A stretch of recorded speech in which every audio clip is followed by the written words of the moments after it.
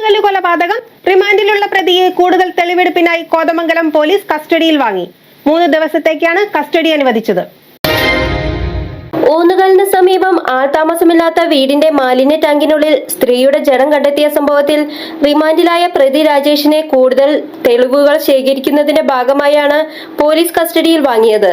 കഴിഞ്ഞ 22-ാം തീയതിയാണ് ഊന്നുകൽ ടൗണിന് സമീപം ആളൊഴിഞ്ഞ വീട്ടിൽ വേങ്ങൂർ സ്വദേശിനി ശാന്തയുടെ മൃതദേഹം അഴുകിയ നിലയിൽ കണ്ടത്. അന്ന് തന്നെ ആൺസുഹൃത്തായ പ്രതി രാജേഷ് മുങ്ങുകയായിരുന്നു. തുടർന്ന് 27-ാം തീയതി വൈകിട്ട് എറണാകുളത്ത് നിന്നാണ് പ്രതിയെ അറസ്റ്റ് ചെയ്തത്. കസ്റ്റഡിയിൽ വാങ്ങിയ പ്രതിയുമായി ഊന്നുകൽ പോലീസ് വിവിധയിടങ്ങളിൽ തെളിവെടുപ്പ് നടത്തി.